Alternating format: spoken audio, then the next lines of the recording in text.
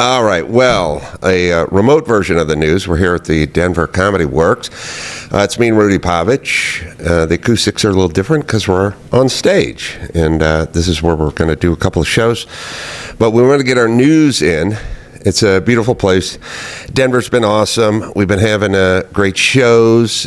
Snowy winter wonderland out here. Sonny flew out to hang out with me, so that's always fun. Mm-hmm. We discovered Knight Rider a couple nights ago. Watched that from about midnight to 2, and that was followed by Emergency, and the night after that, The $6 Million Man was discovered by Sonny. And it's such a weird thing to see a 19-year-old guy who's a film aficionado. Like, Sonny watches the silent stuff from the 20s and the 30s. Sure, he's intellectual. He's a bit of a savant, and I would argue even a little bit of a snob. You know, he's got the great directors he watches, and also these kids grew up with in a Netflix era with Stranger Things and all the Breaking Bads, mm-hmm. and all the so much quality programming that they didn't, you know, they couldn't even get to all of it. You know, people like, you watching Better Call Saul? It's like, I can't. Oh, you got to watch Better Call Saul. You know, I mean, I can't even name all the shows because there's so many great shows. Yeah. To sit next to that guy and watch Knight Rider. The car talks? But he's breaking it down from like a story element standpoint. He's like, why did he let the gypsy kid drive the car? It's like, well, he wanted to drive the car. Yeah, but that was in the middle. And then at the end, you'd think he'd need to drive the car because they were setting it up, but he never drove the car again. I was like, everyone's high on coke. They did whatever they wanted. Didn't matter. There were 3 stations. Hasselhoff was king. That was that. And he just marvels. He marvels at the story writing, like how slow and plotting and boring and sort of they do things and then they don't go anywhere. Like they don't follow them up or anything. Like, and he just can't believe it's that poorly written. But it's fun for me. Yeah, if he had his mind blown by Knight Rider, I can't imagine what he would do if you showed him them Duke boys from Hazard County, because that has to be the worst show that was ever put out, but fun to watch. It was just like them guys jumping the General Lee over bridges, and it was fun to hang and watch. We watched the A-Team, and you forget. They would have, like in the stunt world, they would have a gag that they loved, and they'd fall in love with it, and it'd just get really hot, and people would all do it. Like it was sort of a trend, like fashion, like human beings. Like if you look around, if you go to a nice neighborhood now, and you look at nicely built new houses, the houses are white, and all the trim is black. The fascia's black. Around the windows, it's black. Now, no human being would have chose black as a trim color throughout history. No. They're just off-white or pale green or something. Green. But black would have been weird. It would have been like, no, that's not Dracula's house. You walk around through a nice neighborhood now, or you see a house that just got remodeled 2 months ago or whatever. It's black. It's black and white. Absolutely, it's black and white. And so what's going on? Well, something is going on, like a trend is going on. And there's fashion, hairstyle, music, everything. Well, in the late 70s, somebody figured out that if they built a ramp, but it didn't have 2 ramps, just 1 ramp, and it went up about 4 feet, and it was about 12 feet long. If you drove a Chevy Impala at it at 55 miles an hour, it would flip in the air. Hit it with 1 wheel? Yeah, and then it would flip. And then all you'd have to do is put cardboard boxes and trash cans in front of it so the camera couldn't see the ramp, and then you'd go flying. And then if you filmed it from behind in slow motion, it would flip in slow motion. And even 2 cars would do the flip. And that's the A-Team is just the ramp. And even when I was like 11, I was like, if you speed at a pile of cardboard boxes, you're not going airborne. Yeah. Because it was always, they couldn't show the ramp, but what could you hit? What could you put on the street? And it was always, well, put a couple of trash cans and a couple of crates. But it's like, oh, how's the guy go 30 feet in the air then? But they flipped every car. We watched the A-Team. His head almost exploded with the A-Team, and then we went right from the A-Team to Knight Rider, and he just didn't, he couldn't even make it. But he watched every second of it. and loved it. All right. Yeah. All right. So we're in Denver. It's beautiful. Having a good time. Rudy set all this up. Thank you, Rudy. On stage, Comedy Works let us get in early and set up. So you got the news. Let's do some news. Conan O'Brien says he knows Donald Trump's presidency has been very challenging for comedians, but they still have to find a way to be funny. The Conan O'Brien Needs a Friend host, 62, shared some words of advice to fellow comedians during a recent podcast on YouTube on Tuesday, January 6th, saying, if your only thing you're saying is F Trump and opting for anger instead of humor, that might not be ideal for anti-Trump comics. Well, the worst person to have in charge is a boring person in terms of comedy. I mean, there's boring in that the Bushes were kind of boring, and Biden was kind of boring in that he didn't do much. He didn't do many pressers or whatever. And then there's the worst, which is Obama, which is black and boring, which means you can't make fun of, Obama. For 8 years, SNL never did a sketch on the president, And like when you asked, I remember talking to my progressive friends about it, like, don't you think it's kind of weird that SNL's not poking fun at the president? And they went, well, he doesn't do anything wrong. Like, okay. First off, he does things that are wrong, but secondly, SNL has to poke fun at the president. It doesn't matter if it's his first day. It doesn't matter if it's his last day. It doesn't matter if he did anything wrong or not. That's SNL's job, is to make fun of the president. So boring is bad. Black and boring is the worst, because then you're racist if you poke fun at the guy. And I don't know. I feel like Trump's the gift that keeps giving. Like, go ahead and have fun with Trump, but don't get mired in your bitterness. Find a way to be funny with it while also making your point instead of just making a point. Yeah, I agree. And the thing about comedians is, the tragedy part is the comedy. I mean, the hard times, the friction, the guys you don't like. I mean, you have a guy who's in a great relationship. Like, if you have a comic who's in a great and loving marriage of 9 years and can't find a flaw with his partner, well, you're not going to get a lot of comedy out of that guy on that subject. You have to have a little bit of misery baked in. Absolutely, yeah. Yes. Yeah, it's conflict is what equals the hilarity of what the material should be.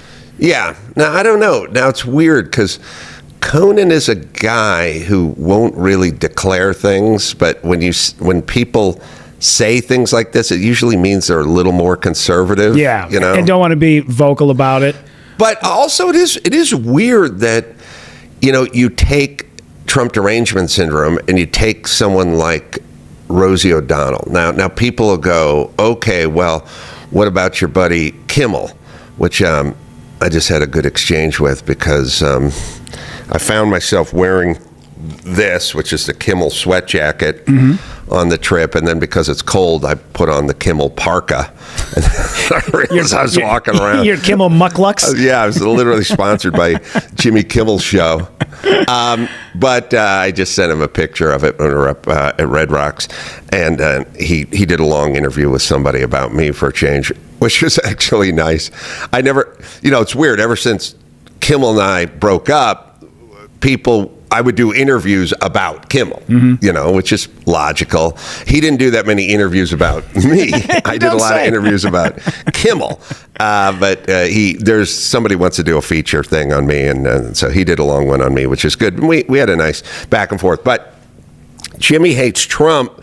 But Jimmy gets paid to hate Trump. And I'm not saying he doesn't hate Trump. I'm just saying at least he's turned his lemons into rolls of nickels.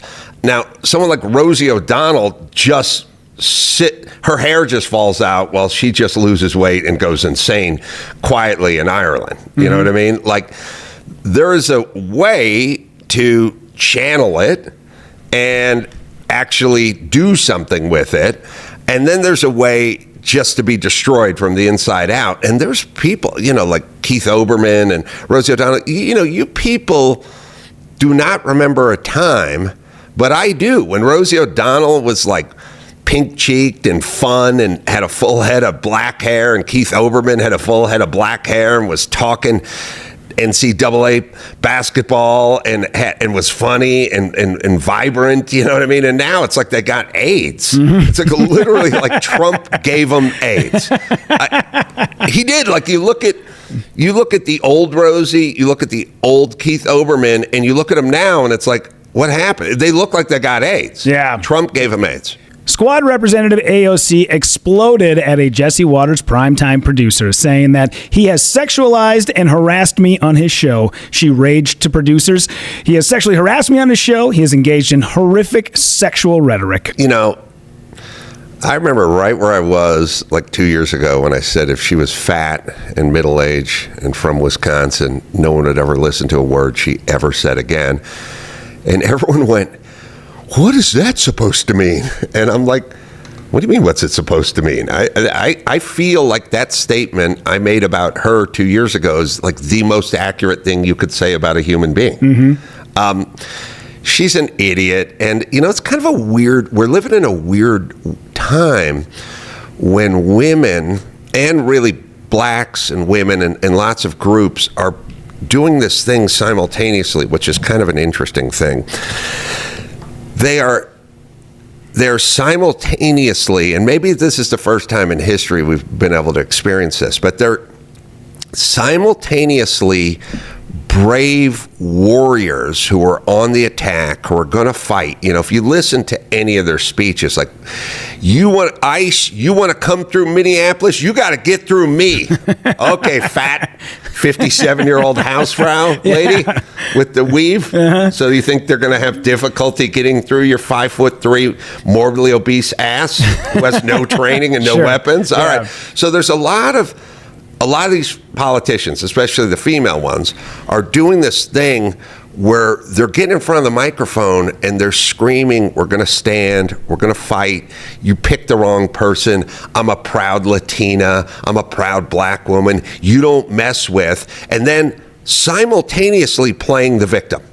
Like, you know, they put his hand on me, or there's sexual harassment, or Jesse Waters said mean things, you know. Well, which is it, bitch? Like, are you fucking Conan? Not the O'Brien one. The Are Barbarian. you fucking Conan Barbarian? And then is there a deleted scene in that movie where Arnold had his feelings hurt or felt threatened by a Centurion guard or something? Like, you're either fucking warrior and then spare me all the fucking bullshit feelings talk, or you're not. But don't give the fucking speech every 10 seconds about standing and fighting and fighting and standing and going through them. You notice every single speech is laden with a bunch of hero hyperbole bullshit where they're talking about how proud they're brave and how strong they are and all that kind of shit. And the next minute is, Jesse Waters said something mean. Well, which is it? Which is it, bitch? Are you a victim or are you a warrior? Yep. Be one or the other. Oh, no.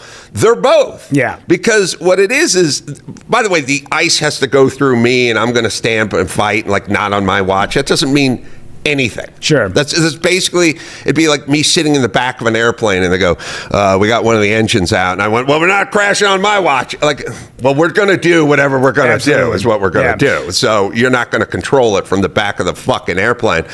So there's that. And then there's I was a victim, which they get to play as a card. And it also gets them out of doing stuff. Like, she doesn't want to go on Jesse Waters' show and get destroyed by Jesse Waters. Sure. Yeah. So, I heard an old saying once, which was, it's better to be a warrior in a garden than a gardener in a war.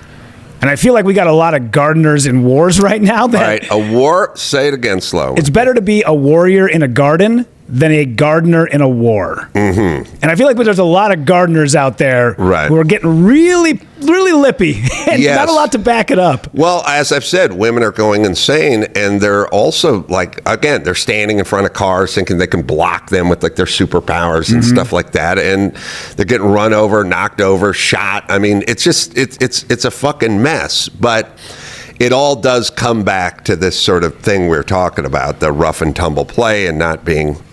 Everybody needs to be calibrated. Sure. And you need to be really tuned up. Now, that doesn't mean, you know, Brock Lesnar's calibrated, you know, but he'll kick your ass. Yeah. But then Brad Williams needs to be calibrated because Brock Lesnar. I would watch that. I would watch it, especially if it took a turn for the sexual. But... you kind of need to know who you are. Like I was talking to on my show to like a year ago or maybe 9 months ago to Jessie May Peluso, who had to pretend she didn't know what I was talking about because she didn't want people to think she was racist. But I said, hey, ladies, you punch a black guy, there's a good chance you're getting punched back. Like, don't just fucking slap random big black dudes because you might get fucking hit. Mm-hmm. And she's like, why? She had to pretend like she didn't know what I was talking about. But I was like, listen, we're in an era where the 130-pound woman thinks she can just do this, but then she gets a straight right and gets concussed and knocked out in an elevator. So calibrate is what I'm saying. I do not slap ex-NFL linebackers because I'm calibrated. But the 130-pound woman is not calibrated, and her hand goes flying. Sure. And she's also not calibrated when she's standing in front of the van or pushing the cop or whatever that thing is. So they didn't need to be calibrated in the past because they didn't leave the fucking house. They didn't get into the scrum. But if you're going to get into the scrum, you've got to get calibrated because you're going to get killed. Yeah, I was at a Metallica concert one night. Brock Lesnar, I ran into him chest first, and he just reached over and grabbed my pizza out of my hand and walked away. And really? I knew well enough to just let it happen. Really? Yes. I turned the corner. We were back in like the sort of like suites at the Target Center in Minneapolis. I turned the corner. I ran chest first into him. My face went right into like his man boobs.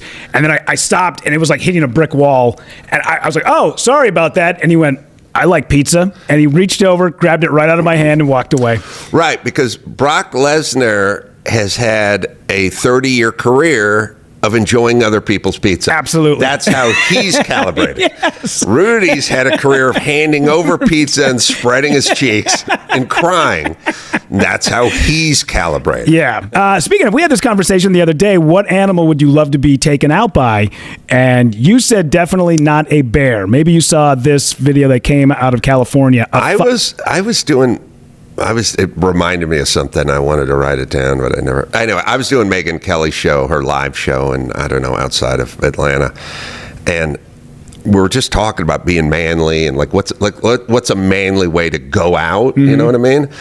And I said, the manliest way I can think to go out is to be killed by an antler.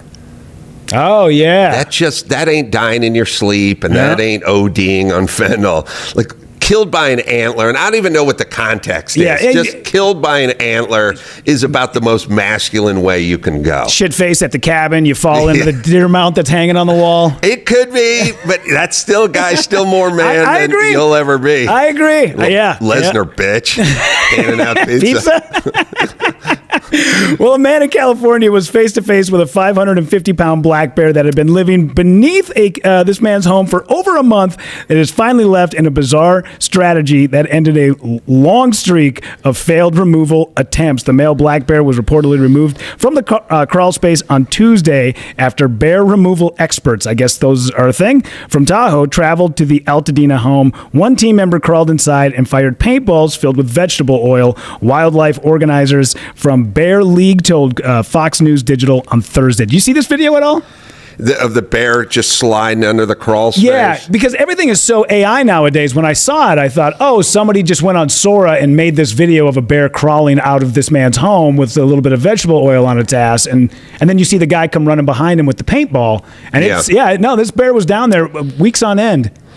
RFK Jr. says he should have used olive oil, that the vegetable oil has high and saturated fats. Absolutely, yeah. Try to stay away from safflower oil, sunflower oil, vegetable oil. He said avocado oil paintballs are good. Mm-hmm. Actually, a little news flash, we're working on it, but I was contacted yesterday by RFK Jr.'s people, and when we're doing shows out there at the Kennedy Center. Are you in on that show? I'm not. It's like next week, right? Or the last week of January? Something. Yeah, that show's coming up. Anyway, he wants to come out. Oh, nice. And he wants to be interviewed. And so I said, well, maybe we'll do one show as a live pod and one show as a stand-up. And for the live pod, we can bring you out and we can just do an interview as a live pod, be the guest kind of thing. So we'll keep you guys posted because it's something that's sort of in motion as we go. I've been in a lot of crawl spaces. I think you could probably measure one's life by good or bad. Like there's indicators and yardsticks to measure one's life. How much time have you spent in a crawl space? You know, because like I got Sonny, he's back at the condo watching the A-Team right now. Taking notes. He will spend 0 of his life in a crawl space. He just will. Now, there's underneath crawl space and then there's attic crawl space. But crawl spaces are all the things you don't want in life. Super confined, always dirty. It's always like, there's a dead squirrel over there, there's rat shit over here. It's always cobwebs. Like, whether it's always the climate's always bad because it's always in the attic, it's 200 degrees, it's freezing or whatever underneath the thing. And you crawl around on your belly in dirt with filth, and no one ever cleans it. It's always just like cobwebs and shit. But if I've spent a considerable amount of my life in a crawl space, and I realize Sonny will spend 0. Like I've spent I probably pushed a car at least 26.2 miles. Like I think I would say, Adam, if you covered a marathon pushing a car, I'd go, if you added it up. Sure. Yeah. I'd say I've made it that far. Yeah. Yeah. You add in the amount of motorcycles that have broken down that you had to push. We're going maybe 35 to 37 miles. The amount of times you said to somebody out a window of a car, try it now. Yeah. You know what I mean? Like, that's bad. Crawl space. We could add it all up. Sure. Yeah. The amount of time you popped your head out from under a hood and went, try it now. Yeah. Try it now. Yeah. I've always said if there's a just God, much like soccer, at the end of life, he'll look at you and go, you get a little bit of extra time for all the bullshit you had to deal with. So your kid waiting for them to put on their shoes, the amount of time you spent in a crawl space, how many times you had to push a car, you get all that back at the end of life. And he goes, you get an extra 7.4 days. Oh, I'm looking forward to that. Yeah. Probably spend that time in a crawl space. Yeah. I come out, someone go, oh, my car stalled. Can you give me a hand? Damn it. My worst crawl space was in earthquake rehab. You guys know this story, but earthquake rehab, you have to start underneath the apartment building in the crawl space because you have to pour the footings that then build the cripple wall. Yes, they call it a cripple wall. Sometimes they call it a pony wall, but I prefer cripple. And you go up to the header or to the joist above you, the wall above. Anyway, you tie it in, you shear wall it, hold downs, whatever, all thread. But you got to get under there, underneath an apartment building in Koreatown, looking at the plans and dig footings to pour the concrete, to pump the concrete in from the street. And there's not enough room for a shovel. How do you dig when you're laying on your belly and you have 34 inches of crawl space? How is it that you dig a footing? And the answer is with a coffee can. Yeah, crawl space, they're talking about army crawl space. This isn't like on all fours baby crawl space. This is, you are literally... Well, the crawl space, like the apartment would go, you'd have about that much, like 30. The average crawl space is probably 24 inches, but at some point it always gets tight, like in the corner, and that's where the duct popped off underneath the bathroom and you're on your fucking belly. Anyway, I think if I spotted a bear down there, it'd be it'd be a happy day for me because it's all dead rats and dead squirrels and shit everywhere. Yeah. And if I saw Yogi back there, I'd be like, all right, I think we could be friends. Yeah. We had bats up in our cabin, our crawl space in the attic. Oh, bats. And bats were awful. And we met this girl. We went to the hardware store to figure out what to do. And this girl said, I'm from Oklahoma. We have this happen all the time. What you do is you put a hole in the side of the wall for them to get out. And then you put a hook up there, hang a bucket, fill it about halfway with water, get a 5-gallon bucket, hang it off that hook. And what they do is when bats fly out of a crawl space or out of an attic, they fly straight out and then they fly straight down. So, we said, all right, well, we got to try something. We went back, hung the bucket, came out the next morning, bucket filled with bats. Really? Must have had 60 bats in that thing. They drown in the bucket? They drown in the bucket. They hit the water and then they can't, and they just keep piling on one another and they can't get out. Yeah, wild. All right, well, that's on my Right. That's on my bad bucket list. Bad bucket. Sounds like something. Robin, to the bad bucket. Spencer Pratt says he's running for the mayor of Los Angeles. This just came out the other day. The reality star made the announcement Wednesday in front of a cheering crowd, saying, "This is not just a campaign, it is a mission. We are going to expose the system." The mayoral bid began the first anniversary of the Pacific Palisades wildfire, which since that day, 1 year ago, Spencer has been engaged in a battle with California politicians ever since. Well, we have Karen Bass, who's a feckless, hapless piece of shit. So we can't do worse than who we have. I think when people look back on this era and they see the sort of DEI experiment we've tried, they're going to realize we're fucking retarded. And this was a huge mistake. Essentially taking people and putting them in positions of power just because they're black or female or Latina or the first openly gay or like whatever that is. It's a fucking huge mistake. I mean, like as a society. Sure. I mean, like if you went to any civilization that has existed, you know, and you went, well, you know, how was the Roman Empire doing? And it was like, well, they were doing pretty good, but then someone thought it'd be a good idea to put a lesbian in charge of whatever. And they were like, well, was she the most qualified? No, it was more that she was a lesbian. And they wanted a black mayor of Athens.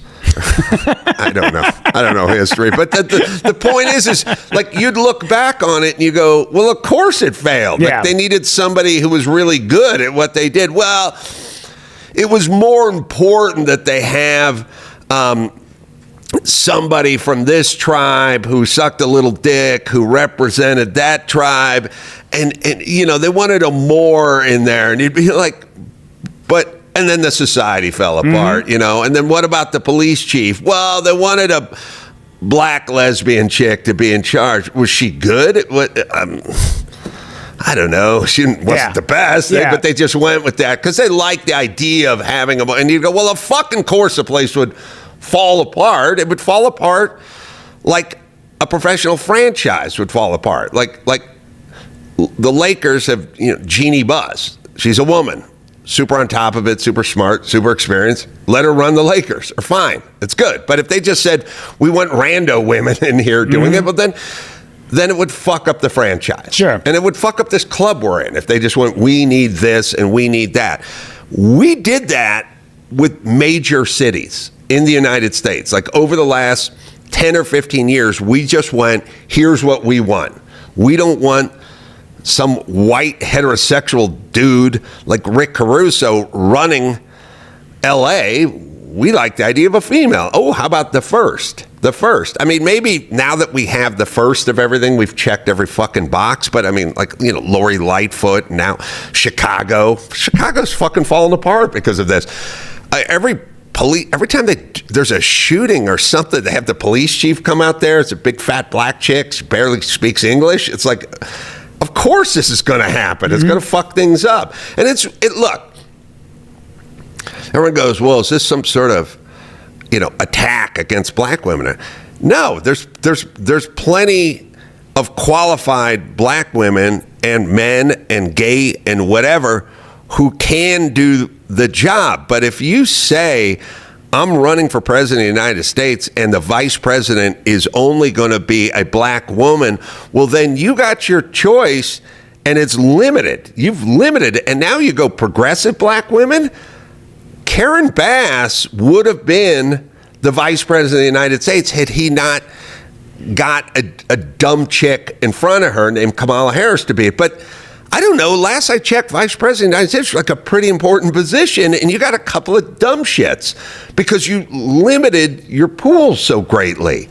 So this is going to be considered. I mean, we will look back on DEI basically like we look back on COVID. Like, this was a fucking mistake. A lot of people made a lot of mistakes. A lot of people got hurt. A lot of people got fucked up. A lot of cities got ruined. A lot of kids got hurt. Like, this was a mistake, and we should fucking fix it. And people are scared, just like I'm pointing to you from Minnesota, the Somali thing. Like, I don't want to be called a racist, so I'm not going to say anything about this grift to the tune of billions of dollars, which will go on for decades, because I'm too scared. I would rather watch this city run into the fucking ground and burn to the ground than be called a racist. So I will sit here silently, and then every one of these pussy politicians, the white guys, the blue-eyed guys, will shut the fuck up and watch the city burn to the ground. I'm also kind of blown away by that side when they want their person in, and then you go against them and say, well, they're not qualified. They go, how dare you? How dare you? And then a guy like Spencer shows up, and they go, well, how about him? And they go, that guy can't run this city. Well, why not? Because he's a white dude from the Palisades. That guy's not allowed to. Well, give him a chance. You gave your guy a chance. Why not? Well, the other thing, too, that's weird is they go, don't insult us with this DEI talk. Like, Joe Biden, I know you don't remember this, but you announced the only people that will qualify to be vice president of the United States will be a black woman. That's called DEI. Mm-hmm. You invented it. You heralded it. You loved it. It's like Michael Avenatti. You loved it until you didn't love it anymore. And now you don't like us bringing it up. Yeah. But it was your idea, you fucking idiots. Yeah. All right. Man, we got to do a lot of talking tonight, Rudy, you and I. So maybe we should bring this home. Yeah, plus the NFL playoffs are on, so let's go watch some football. I'm going to be in the Pacific Northwest. I'm going to be in D.C. area. I'm going to be in New York. Lots of shows. I think doing shows at Rodney's in New York over there. You can go to adamcarolla.com for all the live shows. What do you got, Rudy? I'll be in Philly on Wednesday of this week, Atlantic City on Thursday, and then Friday night, St. Cloud, Minnesota. Big show, Central Minnesota, St. Cloud at the red carpet, main stage. Should be great. Please go to rudypovichcomedy.com. Get a ticket. Would love to see you. So until next time, this is Adam for Paul and Rudy saying mahalo. I just saw your show, and there were protesters hitting the gate of an ICE detention facility with dildos. I don't understand why ICE agents don't fill the water cannons with Vaseline and just spray them down to get rid of them. You can leave us a message at 888-634-1744. Somewhere someone showed me clips. Rudy Pop's going to do the news of water cannons with dye in it, and we're having to. First off, I would love to explain to our founding fathers why we needed 171 non-lethal interventions like tasers and rubber bullets and peanuts we fire at people and rubber. It's like, how about a fucking musket to the head? Yeah. Just a musket ball right to the fucking jugular. And it's like, you do understand that in this country, we probably spend $1 billion a year on non-lethal weapons. Like, we're going to fire bean bags at people. We're going to tase people. We're going to get water cannons. We're going to put pepper spray. It's like, how about you fucking kill one of them and then they just go away? I'm all for that, although it doesn't seem to affect them. But yes, I'm all about the water cannon, and there's not a lot of jobs I would do for free, but manning that water cannon, I would first off, I'd be up on top of that sitting in that turret on top of that tanker truck, and I'm going to revise it. There's not a lot of jobs I would pay to do. Yeah, I would go, what are you paying the water cannon guy now? And they'd be like, he gets $27.50 an hour. And I'm like, I'll fucking double it, and I'll put it right back in your pocket. I just need a few hours. I would get up there. I would look for anyone wearing, let's say, Bruce Springsteen T-shirt. They'd probably be like, there'd be, they'd find me. I'd find them. Like, they're guys.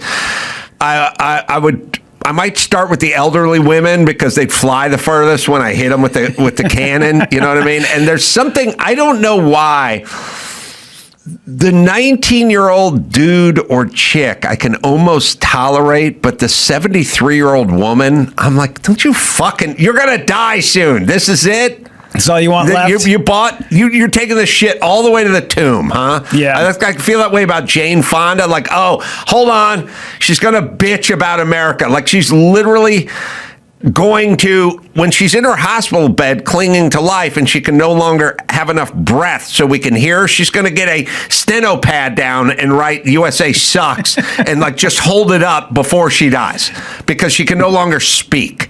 Like, I would love to operate that fucking water cannon. It's like, move over, Nitro from American Gladiators. That's I'm going right. to take this guy on. Yeah. It's funny. I see the dye in I would there. dress like Nitro. Yes, You're right. hell yeah. I see the guys with the dye in the, the water cannon, and I bet the protesters come back and go, well, there was chemicals inside of it. Yeah. Like, well, RFK was trying to tell you guys, Yeah. take it out of the food, take it out of the water. Yeah. So anyway, I don't know. Someone's just going to have to get shot and killed again. But that doesn't stop them, actually. You're right. I keep saying we need another Kent State type situation. Maybe 5 this time. All right. What do you got in the news? Oh, first, I don't know why, but Rudy's a comedian. People get accused of stealing jokes. I'd like to see Shane Gillis's joke first, if I could do this. Shane Gillis joke came up on my feed. I like Shane, and I think he's funny. And I was just like, if there's a clip of Shane Gillis that's 3 minutes, I'll watch it, or 2 minutes, because I like it. So here it is from, it's about 5 years old. Watching it, I was like, that sounds familiar. And it sounds familiar because 20, let's see, I did the math, like 20 years ago or 21 years ago, I used to write these bits called 1780s Guy. It was interstitial when I was doing a late night show. I don't know if you ever saw 1780s Guy. I probably showed it to you. Yeah. And I was like, that joke sounds familiar. And it's interesting. I don't think Shane stole that joke, but this is the joke from 21 years ago that I wrote.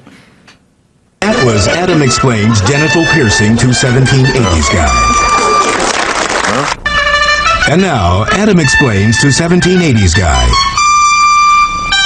The Special Olympics. And they race them? I don't. That was Adam Explains the Right, Special so the same Olympics. punchline, and they race them. And it's also, the premise is the same in that you're explaining it to somebody, but that's the way the human mind works. Yeah, the parallel thinking there, especially for a joke writer, is race it's one syllable, it's easy, everybody knows what it is. Swimming's a little too hard. Plus, I don't think the joke, sorry, I don't mean to say no. And they race them as sort of implies too that you bet on like horses and dogs and stuff, like you race camels. Like it implies for our sport and we race things for sport and entertainment. Swimming is not really, we don't gamble on it or whatever. But anyway, same joke. Yeah. All right. Funny. Great minds. It is a good joke. Yeah. All right. What do you got in the news? Joe Rogan back. Excuse me. I'm going to screw this up. I hate this. This is the other thing I've asked about the blue. Have you noticed that? Do they print this off in blue and then you hit it with the highlighter and then you can't see it? I can never see it. Yes. I got to do. I should be more on top of this. Joe Rogan backs Spencer Pratt's L.A. mayor campaign. The reality star is hoping to unseat Karen Bass, who is running for re-election. Even though Joe Rogan now lives in Texas, he still has thoughts on who he wants to be the next mayor of Los Angeles. Well, let's hear it. For sure. Listen, man, I'm voting for you. I can't vote for you, but I'm rooting for you. I mean, if I lived in Los Angeles, no question whatsoever, I would vote for you. So here's the deal. People go, Spencer Pratt, what's that guy know about running Los Angeles? What does he know about governance? What does he know about running a major city? What does he know? He's a reality star. And my answer is, I don't give a fuck. He doesn't have bad ideas. So I don't think people really fully understand this. There's like 2 ways you can govern. There's 3 options.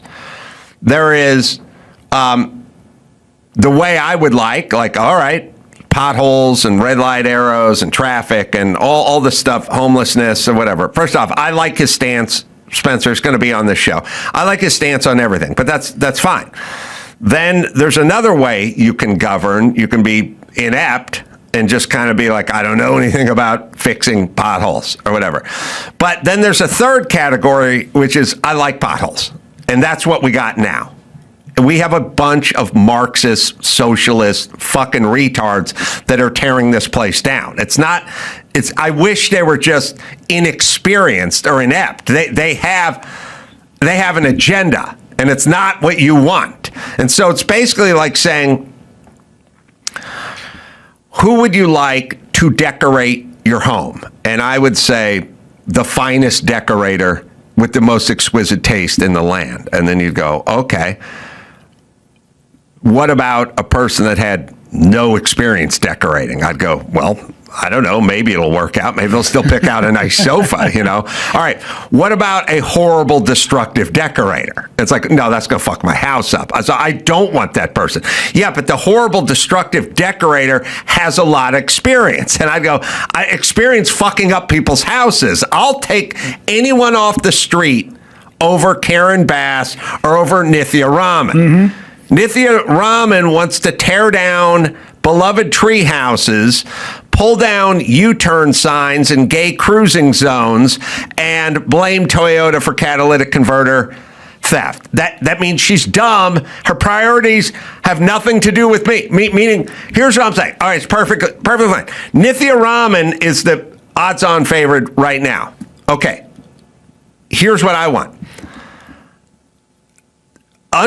With my example, so her thing is I want to go down to the gay pride area and rip down no cruising signs, and then I want to yell at Toyota for making a catalytic converter too easy to steal.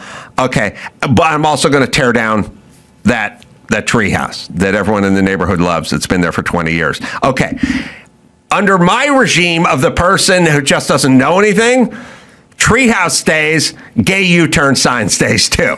They're not doing anything. But she's doing the opposite. I want the treehouse up, bitch. Mm-hmm. You're tearing it down. So you got a lot of experience tearing shit down and fucking up this city.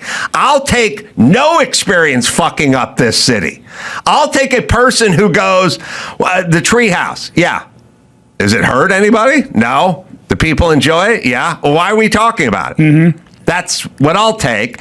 And why are there U-turn signs on Hyperion? Well, gay guys cruise up and down, and they do a U-turn, and then they cruise up and down, and then they meet their gay partner, and they bang on people's shrubs. And I'd go, well, I don't want them doing that, so leave the fucking sign up. Yeah, you know where they could do that? In a treehouse. Right. Keep it up.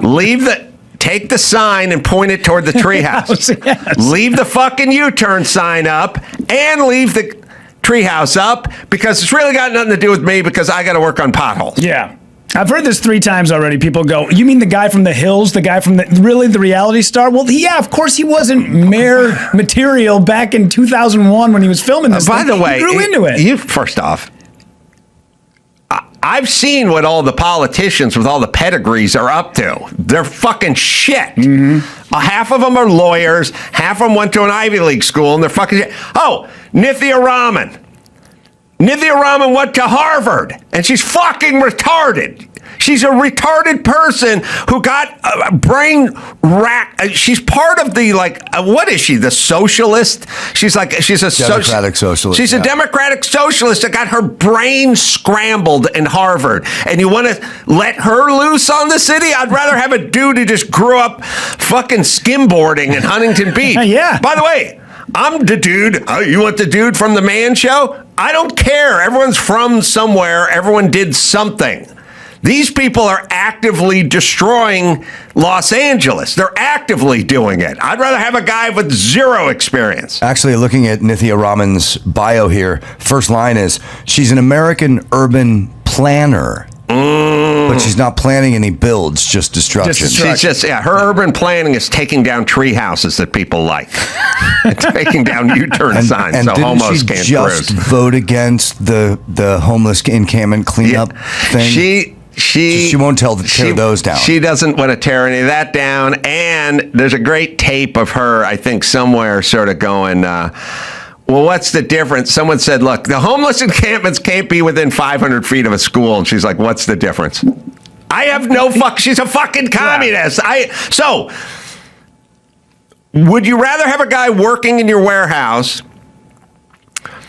who didn't know, who wasn't an expert at driving a forklift, but would learn, or at least had a good attitude about wanting to drive the forklift as best they can, or somebody who knew how to operate a forklift but was going to destroy your factory with it by ramming everything.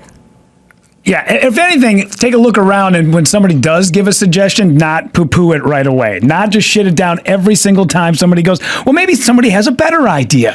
It feels like every time. Her ideas are shit. Yeah. And they're going to be shit, and it's not a coincidence. These aren't coin toss situations. Their plans are bad, destructive plans.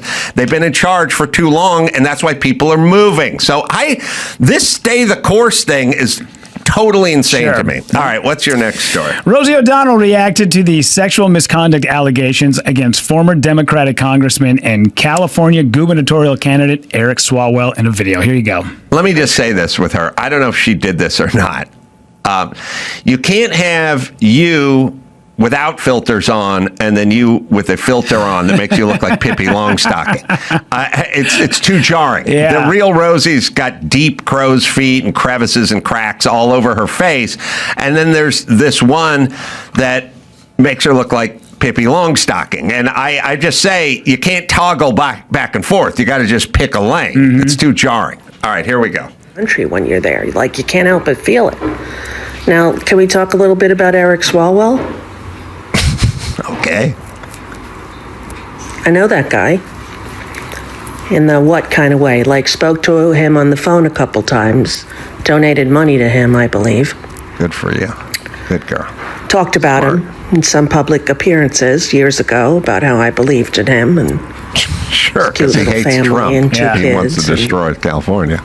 Standing up to all those people when he, berates them for their moralist behavior. And then all this comes out about him. Uh-oh. And hold on a second. Are we at the point where we just have to film? Everyone's just going to film themselves talking about it?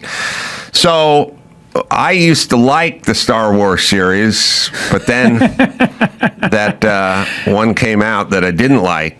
So I don't like it now. Every opinion needs to be shared. Yeah, okay. This is a guy you gave money because he's a Democrat and you have a lot of money and and he hates Trump. So you got fooled by him, but then he did something bad.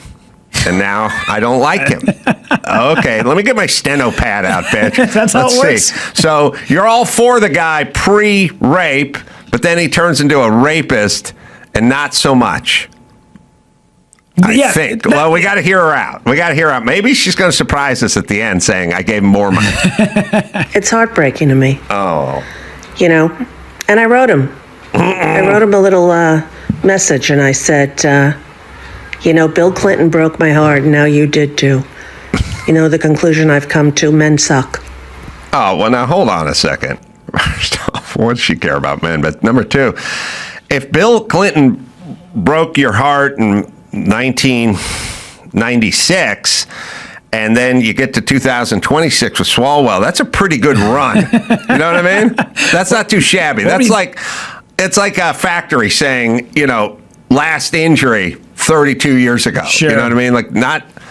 I don't know when Clinton, I'm not sure, I can't remember the Clinton year, around 96, I'll say. But the whole point is she had she put together 30 years. Not bad. Also, I don't trust anybody who wears snowman shirts outside of December. Yeah. I'm not a fan. Like wearing a Rams hat outside of the season. Knock that shit off. Yeah. I don't like it. What? You mean Green Bay hat? Yeah. I'm trying to be topical here. Okay. Locational, yeah. All right, so let's hear. So she's had her heart broken. She wrote him a note. Can you imagine? Oh. Rosie's got a note for you. I'm like, all right. Here we go. Men suck. The way that they are physiologically, they can't sort of control their sexual urges. Okay. She's got a little Trump in her. Yeah. This is what I find. That she finds. And all of these things now coming out. I think we got a pretty good handle on our sexual urges around Rosie, though, don't we? I feel like I can tamp mine down. Yeah. Her, Lena Dunham. Yeah. I'm good. Yeah, we're good. Yeah, that is, you probably experience a fair bit less harassment than the average gal. Sure. All right. Yeah. But she's right. The guys have urges. There's a biological thing. I don't know. You know, if you can just be born gay, why can't you be born with urges? Yeah, I agree. She's a born gay arguer. I'm an urges arguer. Yeah. I got urges, babe. There's an old David Cross bit where he talks about how, they took down a bunch of statues in museums that depicted penises because children might get aroused. And he was like, I don't know. I've been walking through my entire life, not pulling my dick out at museums. Just leave it up. I know everybody has urges. You know what we do? That's why there's the internet, and we go back to our houses and we wait till our girlfriends go to bed, and then we go downstairs in the basement and we take care of that. I got a note from my doctor saying I could fly with my urges and that I could actually use my urges like they'll do with indigenous people can do peyote. I'm sort of urge grandfathered in, and so I'm allowed to apply my urges. One more story. All right. So remember when Great Britain was the most wealthy empire on earth? Well, now Alabama is even richer than them. British people thought they were very wealthy. Sure, yeah, New York, California, and Texas might be a little bit wealthier, but the average Brit makes a little bit more than people in Mississippi, Arkansas, and Indiana. When it comes to actual wealth in the great empire that was once Great Britain, they rank 51st, so less than all of our states in the United States. Europe is dying like Canada is going to die. Like these sort of formally thriving white nations are just fucking destroying their culture and their nation, and they're just going to fucking die on the vine. And everyone is like, that's racist. And like, well, maybe it is. Go ahead. You fucking ruined it. They ruined. Canada's getting ruined. I mean, Poland and Hungary aren't really going for this shit, but the Brits, I mean, they're all just going down to Canada. Australia's fucked themselves up. Like, they're all just going to go down that road. Start handing out the Magna Carta again at school. Be like, let's follow this shit. This is when this all started. We were great back in the day. Yeah. All right, you got one more? Yeah, we can do one more real quick. Let's see. So, RFK, we are making foster care great again. If you remember, Biden excluded Christian families from the foster care system, excluding an entire class of people because of their religious beliefs. It was told that, and told states to actually pass laws refusing families who had certain religious beliefs, mainly Christianity.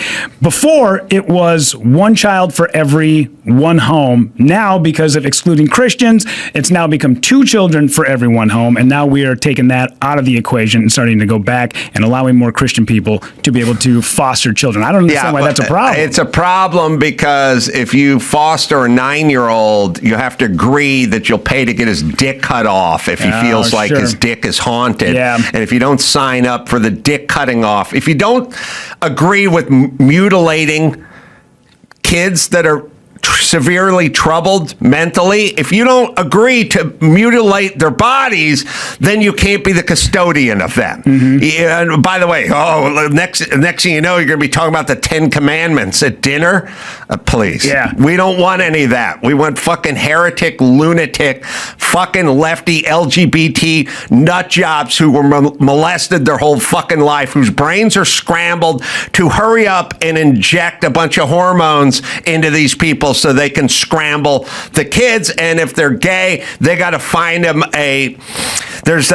Kenner makes a toy called My First Cock, and they have to go down to the third toy aisle at the Target that's in San Francisco that Gavin Newsom mandated. We need a gender neutral toy aisle, and you got to go buy My First Cock and then bring it home and teach them how to suck it when they're 9. Otherwise, you can't foster a kid. That's Joe Biden, everybody. But to be fair, it's not Joe Biden. Joe Biden's a brain-dead old fucking grifter. It's the young fuck who's setting the agenda, who did the white supremacy. Remember, white supremacists, the biggest problem we have is the Christian nationalists and the white supremacists, right? So we have to declare an invisible war on them as if they're fucking problem. And we're not going to talk about the transgender community shooting up schools or any of that, because that flies in the face of all our shit. Focus, January 6th, and Christians. Yeah. That's what we want. Yeah. That's what happened. Joe Biden's a piece of shit. And his cabinet was a piece of shit, too. And I don't know why he gets this Uncle Joe, steady old guy. Bullshit. Yeah. These guys were destructive. And a lot of their policies were basically like, fuck anyone up who disagrees with us, tap their phone, get them thrown off the internet. Anything that has to do with COVID, fuck them up. There's an alternative opinion. And if you believe in Christ and you want to raise your kid in a sane environment, and no, you don't believe in cutting off 9-year-olds' genitalia, then we're going to fucking declare war on you. Mm-hmm. Good job, folks. I guess that's when the adults got back into the room. Remember the adults who got back into the room? That was an addled old grifter who used the auto pen and let everyone else make all the fucking decisions. That was whose cabinet was a fucking rogues gallery of DEI hires who were completely incompetent. That's the adults. That's their version of adults entering back into the room. Yeah. Well, luckily people are catching on because his $300,000 speaking engagements are now going out the window. They're not bringing them in like they used to. So he doesn't do speaking engagements. He does gibberish engagements. Well, it seems like a bad day to be Mark Sanchez. Over the weekend, the news broke that Mark Sanchez had been stabbed and he was in the hospital. So thoughts and prayers were flying around on X. But this story now updated from the New York Post. A 69-year-old man who was allegedly assaulted by Mark Sanchez in Indianapolis and then stabbed the former Jets quarterback has been pictured bloody and battered in his hospital bed. The picture's all over social media. It's gross. I don't want to look at it. I don't think you do either, but you've probably seen it. Of him. Of the 69-year-old man. Made me think, in the rich man, poor man tradition, I have things that sound good but aren't good, but can be like battered. Yeah, battered. Battered shrimp is good and tempura is good, or there's the bad side of battered. Yep. So it's not all bad with the battered, but well, I saw like a small picture on a phone of like him in a hospital bed. He's got massive facial jaw injury. Oh, really? Yeah. So he looks like a fish taco, but... So Sanchez... So here's what I gleaned from this story. Because if you go, what? He got drunk and he blacked out. Probably blackout stage. Because people don't understand the difference between pass out and blackout. Blackout is something different than pass out. Blackout is I have experience with a guy who was a friend of mine who would black out. That's funny. I have experience with a guy who'd black out. His name's Mike Dawson. No, I'm kidding. Everyone has been shit-faced, and everyone has sort of passed out, and everyone's done shit they don't remember, and so on and so forth. But that's not blacking out. Blacking out is like, I had a friend, went to USC, destroyed the dorm room, took a dump on the coffee table. You basically wake up strapped to a hospital bed. Right. They strap you in. I Chris Farley'd a coffee table in college, and I woke up and my roommate was on the bunk above me, and I said, "Scott, why does my face hurt?" Right. And he just started laughing because I blacked out and face planted into the coffee table. That's a blackout. But I was. Well, wait a second. Is that a blackout or is that a pass out? It knocked me out. Well, see, okay, Dawson, I'm going to reboot here. No. But you did it volitionally. You were blacked out. I tripped. Yeah. Oh, you tripped. Yeah, I was at the doorway walking to my bed. But I still don't think this is a blackout. I don't remember it at all. Well, I don't remember anything from that night. Yeah. That's what I'm saying. But it's one thing to get people. A lot of people get fucked up and don't really remember. But what they would remember if they did is you like who ate my pizza? You did, And I don't remember hitting the coffee table with my face or I tripped over it. But this is full-fledged crazy activity like running around, fighting people, screaming, screaming at everyone, we got to go to Tijuana to get the rest of the boys out. Like, this is a full thing. And then at some point the next morning, you don't remember. This is it. I mean, I guess everyone can do a little bit of a version of it, which is you get really fucked up and then you don't really remember. And then you have that thing where you go, I hope I didn't say anything too stupid, or whatever that thing was. But the dude, but you wouldn't beat the shit out of somebody who was like trying to drop something off or something like that. This guy was a grease truck driver. He was picking up used grease from a hotel. He apparently needs hearing aids. But he didn't have them in because the noise of his truck would just be miserable to hear. Right. So Sanchez apparently approached him. The guy leaned in to hear what Sanchez was trying to tell him. He says he smelled of alcohol and his speech was slurred. And then Sanchez, according to this, who's 6'2", 230 pounds, and 38 years old, hurled the driver against a wall before throwing him to the ground, at which point the driver said he stabbed Mark Sanchez in self-defense. Sanchez is in the hospital in stable condition. He's been charged with battery, resulting in bodily injury, unauthorized entry of a motor vehicle, public intoxication, endangering the life of another. All right, so let me tell you what real blackout is. Tell me. I knew a guy, and he had this. Well, it's probably a thing that one in every, 10,000 people get. They get drunk, they go psychotic, they go to a different place, Dr. Jekyll, Mr. Hyde, no memory of it the next day. Yeah. And oftentimes very mild-mannered, regular people. Men and women, and then they go to outer space and they get drunk. And like, I went to Tijuana with me and the usual suspects, my dude friends, and we knew people who lived in the dorms in San Diego State. So our plan was we're going to go to Tijuana and party, and then we're going to end up back in their dorms, flopped out. And party we did, the usual stuff, lots of drinking. And then when it was time to head back to San Diego, here's how fucked up we were. We had to decide who was the least fucked up, who could drive the car. We've done that. That was this guy. Yeah. Oh, really? Yeah. Wow. Yeah, that means we weren't in great shape either. No. But he drove the car.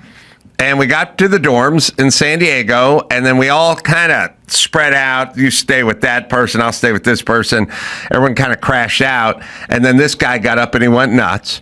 And he ran up and down the dorm room halls, and he banged on everyone's door, screaming, we got to get our boys. Right. He wanted to go back to Tijuana to get our boys out. I remember this. And he'd already been out, and we were already out, and he just kept going up. And then he grabbed his car keys and he said, I'm going back to Tijuana because I got to get the boys out. Oh my God. And the poor girl he was staying with was like wrestling, you can't leave. No. And he went out.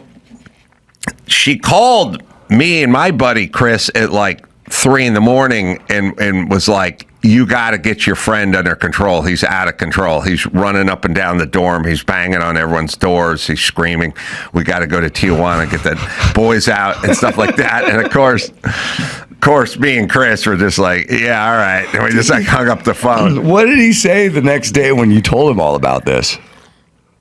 Well, the next day, he actually spent the night on the street under his car. Oh, God. Yeah, because at some point he fled out to go get the boys back from Tijuana, but she had taken his keys, and so he couldn't start his car. So I think he just ended up on the curb with his car, and then at some point he went from blackout to pass out. And see, I think people always conflate blacking out and passing out. He was blacked out, running up and down the halls, yelling about getting our boys from Tijuana, and then eventually he passed out, and that was under his car. So then when I saw him the next day, he'd been sleeping under his car. Not with a bedroll or anything either, just on the street. And then another time I wasn't there for, he went nuts in his dorm room and destroyed his dorm room and took a dump on the coffee table and so on and so forth. And at that point, he woke up chained to a bed in County USC. Like the cops will show up, right. The cops will get you out, right. They'll force you into the hospital, and they'll shackle you Holy shit. to the bed. So that's a guy who blacks out. Sure. And Sanchez sounds like he was blacked out, like that guy. He's going to say, I don't remember a thing. I snapped. And he doesn't. I mean, those guys don't remember a thing. And by the way, that's not his personality. That wasn't his personality at all. He wasn't a troublemaker. He wasn't a fighter. He wasn't any of that stuff. He blacks out and goes nuts. And there's a percentage of those people, and those people cannot drink because when they get into that state, you're going to get shot by a cop super easily or shot by anybody because you're going to get stabbed because this is who you're blacked out. So Sanchez going to say he's blacked out. So he's going to use some kind of treatment to possibly get a plea deal. Yeah, but this guy, and listen, I'm guessing if you are removing grease from hotels on a Friday, Saturday night at midnight, you're not rolling in clover. Like he doesn't have a Maybach parked in his driveway. Right. This dude's going to lawyer up. Exactly. And he's going to get some of that NFL money. He's going to get some money. Because Sanchez, it wasn't exactly like he was a perennial all-star, but that guy was a first rounder, first couple of rounds. I mean, not rounds, but top 5 pick, NFL bonus, there's cash. Right. So that guy is going to get some of that cash. I'll tell you the real winner here. Who? That guy's wife. Because she's been married to the guy for like 41 years. He's obviously financially not a lot of upside. Sure. He's 69. He's cleaning out flues or getting grease from whatever. That's a pretty low-paying gig. Not... maybe she plays a scratcher every once in a while or likes to go to the casino and play the slots. But this $7.2 million that comes flowing into her coffers is going to be quite an upgrade for her. Yeah, big windfall. Yeah. Congratulations. Mm-hmm. Speaking of football, Bad Bunny was the host and musical guest, both host and musical guest, I believe, for Saturday Night Live. His third time on Saturday Night Live. He said a bunch of stuff in Spanish. Oh, let me say this. There's two groups of people. There's a group of people who don't really know who Bad Bunny is. Mm-hmm. And then there's the group of people who say they like Bad Bunny but can't name a song. Mm-hmm.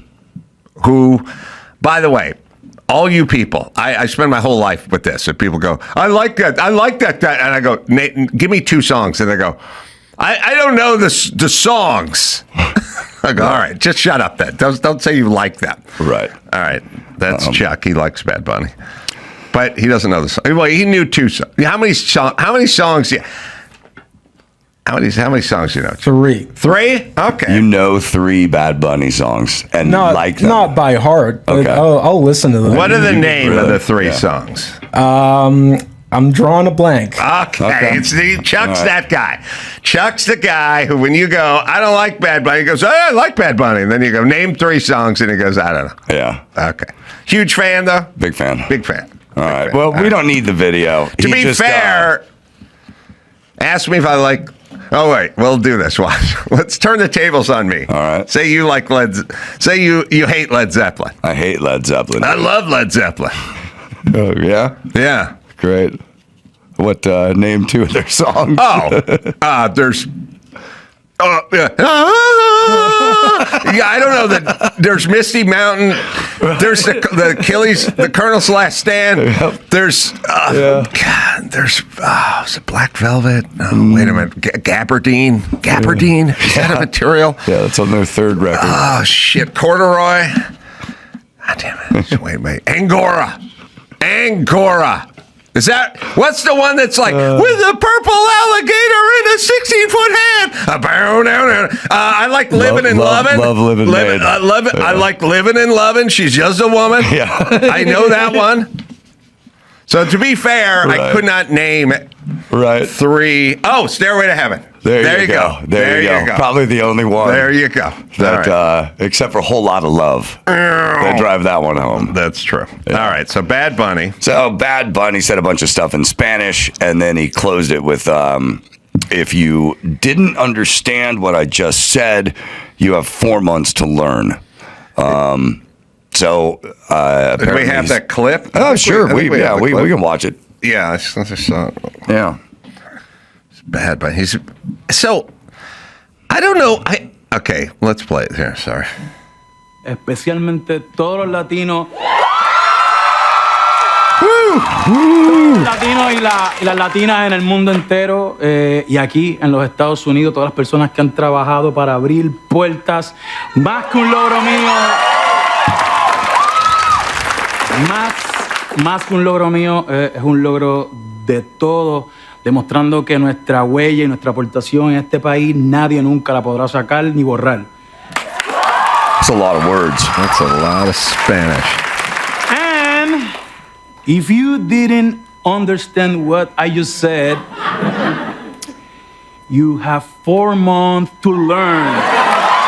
We have a great... Barely understood the English part. Right. All right, so is the NFL are they like trolling Trump or like it seems like what is are. Their plan? It seems like or is it just one of those let's get the tranny he she guy with a special Bud Light can and his face on it. No one ever goes, hold on. Just hold on a second because that might not be good for sales of our beer. Right. Like Bad Bunny. I think the NFL believes themselves to be uncancelable. Right. I get it, but they also kind of get that like Kaepernick taking a knee is like bad for business. Right. So why are they? They didn't before though. I know, but they kind of like are they? Here's what I'm saying.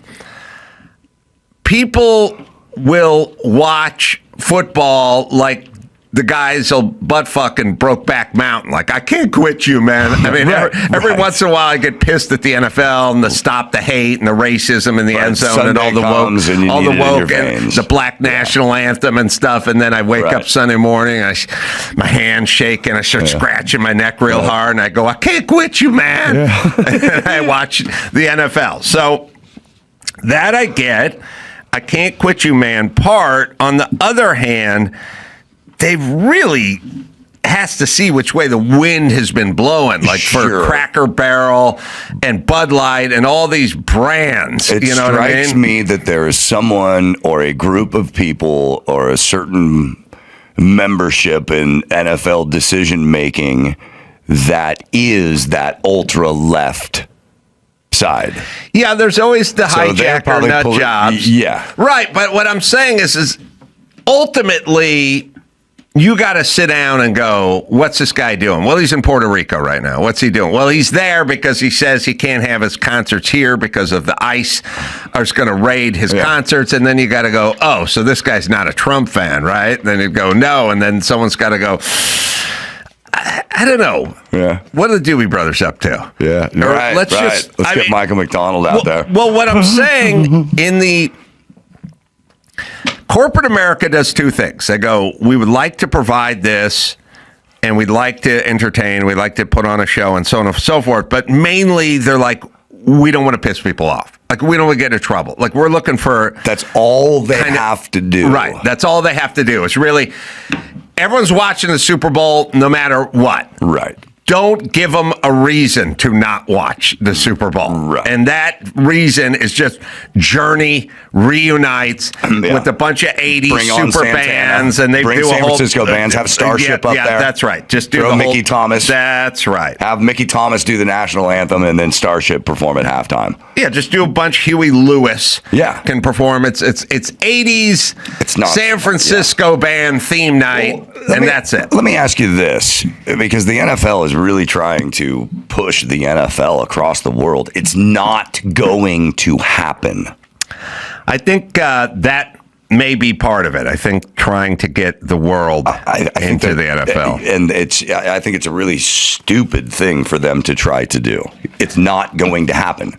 Well, Sanchez was the only Latin guy that was in the league, and he's off getting stabbed. But here's what Kristi Noem said about this. This is funny. Homeland Security Secretary Kristi Noem said, "They suck and will win, and God bless us, and we'll stand and be proud of ourselves at the end of the day. They won't be able to sleep at night because they don't know what they believe, and they're so weak. We'll fix it." Well, it'll be one of these things. Here's what'll happen. And this is the time we're living in, where they'll go, look, Bad Bunny will make some sort of statement. He'll make fun of Trump voters or call them deplorables or something. He'll say something. There'll be something. He'll say something in Spanish at a concert or something. They'll grab it. They'll translate it. They'll throw it up. And then they'll get all of Trump world and half this nation agitated, right? And then at some point, the folks on the left, they'll go, what, and they'll start fighting back and they'll push back and then they'll go, why do you have to? And it's like, you didn't need to put a controversial figure at halftime at the Super Bowl. You did it.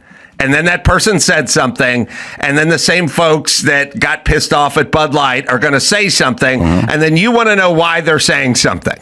They're saying something because you started this. They're picking a fight. Right. They do not have to do that. They don't did have it on purpose. That, and then right. Some people say that we can't blame the NFL. We have to blame, is it Jay-Z's company? I think so.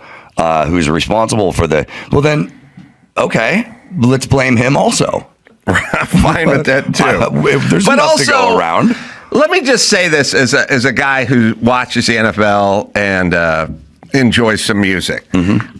The NFL halftime show should not be an artist or an entity or a band where I sit at home along with millions of others Americans and go, I have no fucking idea what this person does. Like, right. I don't know one song. Right. Because if you really think about a concert, like, what is a concert? Well, the concert is you go see Paul McCartney, he plays Beatles songs, he plays Wings songs, and at some point, an hour 28 in, he goes, now something from the new album, and you go, I'm going to get beer. You guys want a beer? Right. Because I want to hear the songs you're familiar with, right?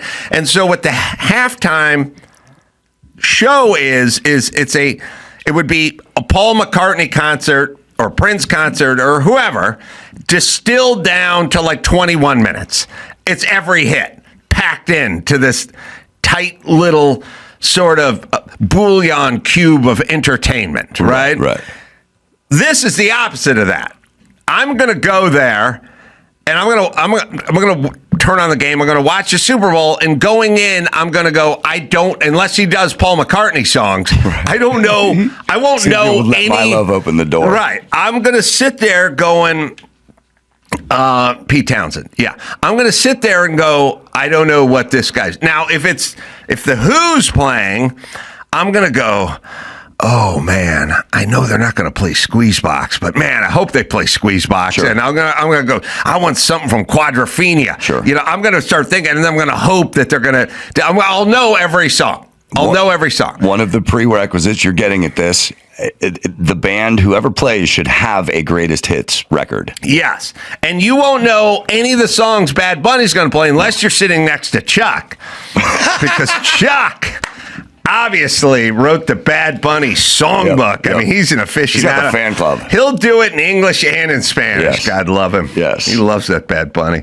So, no, millions and millions of Americans are going to sit at home having no good fucking idea what Bad Bunny song is going to play. But I predict, let's not forget this, because everything must be ruined and every fight must be had.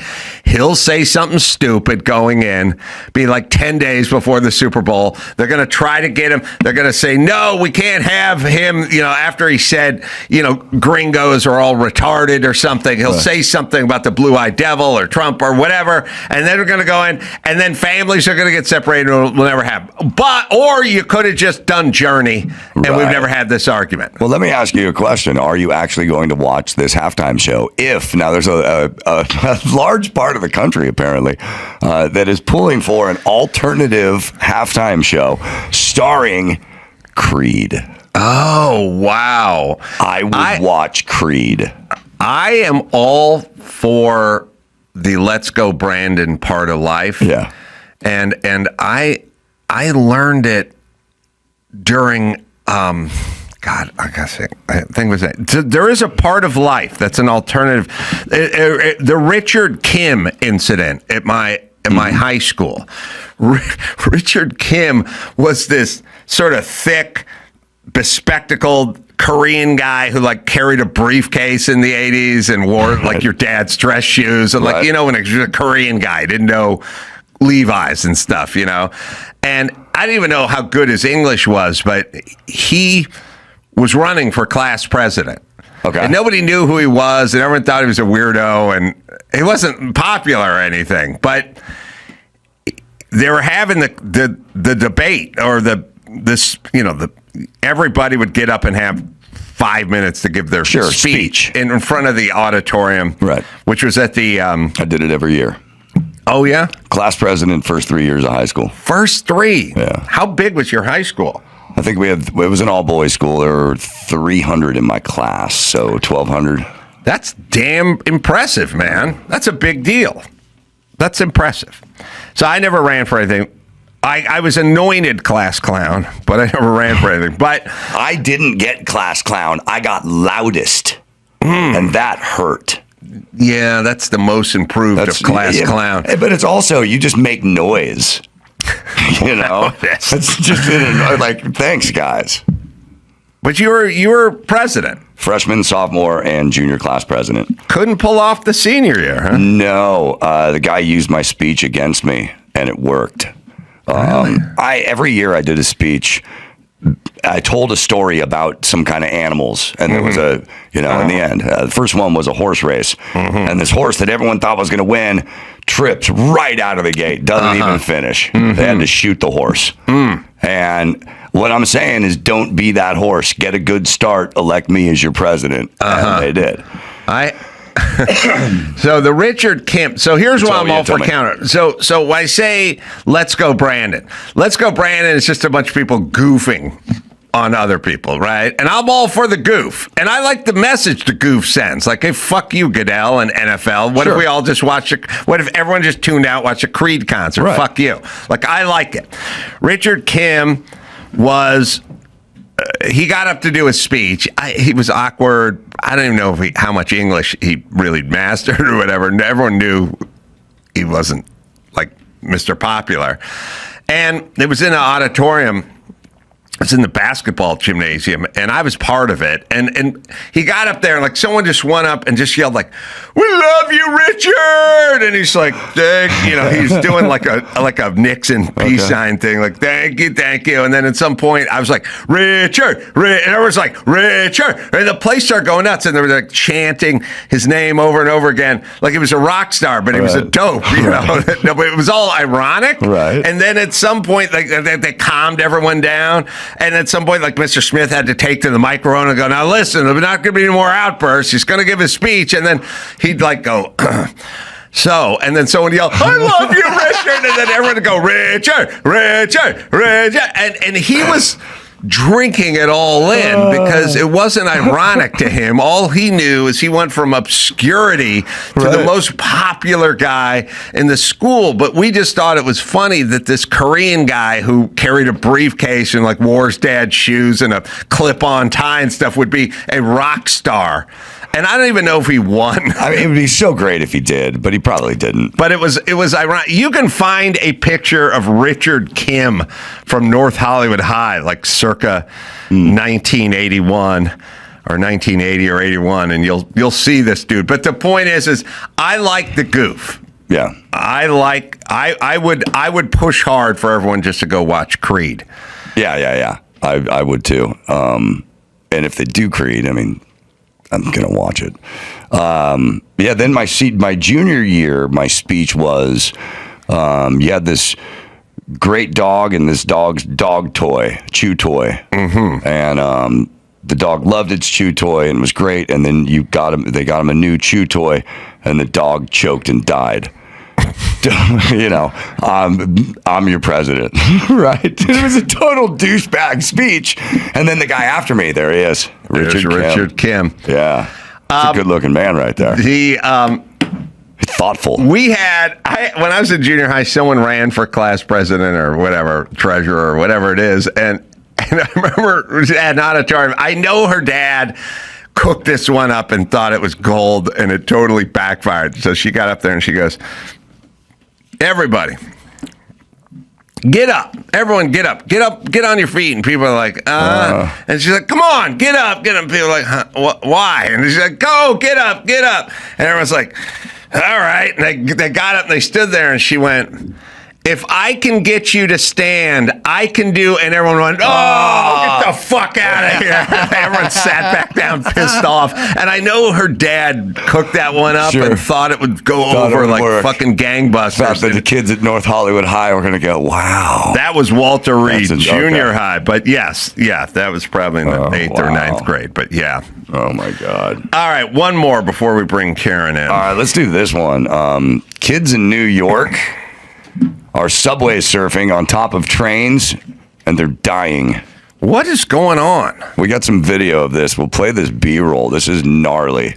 Actually, the video we're going to see is not gnarly. It looks like a lot of fun. They're on top of trains, but apparently, most recently, a 15-year-old kid, 2 girls aged 12 and 13.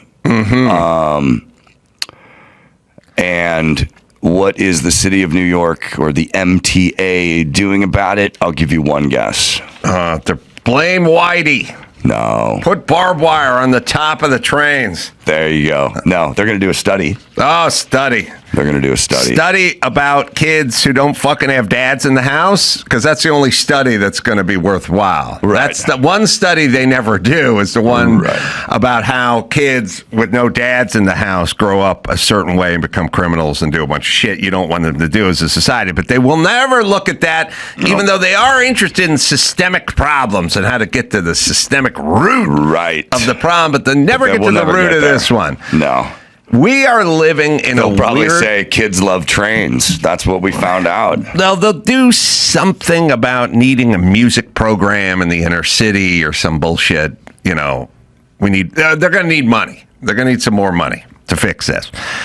We are living in a weird time, which is we're living in a time of extreme safety and extreme danger simultaneously. So we all grew up somewhere in the middle. Like, everyone rode a bike, no one wore a helmet. Right? Right. Everybody ate basically the same thing. Drank out of a hose. Everyone's all the cars were about the same. None of them had, crumple zones or airbags or anything. But it was all just kind of... They were all Buicks. We all lived in the middle. And now... Right, yeah. There's kids, they're putting on helmets to walk out the front door. Every car has a crumple zone. The kid's got a peanut allergy. He's got a foodborne allergy. He's just sensitive to this. We are wrapping some kids in bubble wrap, and the other ones are like, he was 11, he got shot because he was sitting out front of his house. And he lives in a place where people shoot people and run. Like weird, extreme, dangerous sports. Like, How'd that kid die? Well, he walked up to the top of the 6th Street Bridge on one of those arches and was taking pictures. Or, oh, what happened to your son? Oh, they did a street takeover and a guy was in a Dodge and he was doing donuts and my son was out there trying to touch the cars that went by. Oh, really? Because my son is dipped in Purell, wrapped in bubble wrap and has 3 helmets and a condom on right now. and I'm raising him in a root cellar with a fortified door. And he's only can eat. There's no, by the way, he can't drink water out of the sink. It's all got to be mountain water from a bottle and triple filtered. There's almost no middle ground either. No, we're going to have a bunch of triple filtered water helmet wearing. They're going to invent a helmet for drinking water. Right. Or it's going to be 2:30 in the morning on a Wednesday night, and your kid's going to be out in the middle of Hoover and Alvarado dodging a Dodge Demon that's coming around the fucking corner because he's trying to film it and get some likes, and you don't even know he's out of his bedroom. Right. Those are our choices. We either have a bouncy castle or Thunderdome. Wow. Oh, man. That's a good place That was to leave a powerful riff. Happy New Year, Ace Man. I missed your regular shows. Listen, I gotta get your thoughts on Carson Kressley riding in the Rose Parade, honoring the firefighters that fought the fires that didn't burn down your house, bro.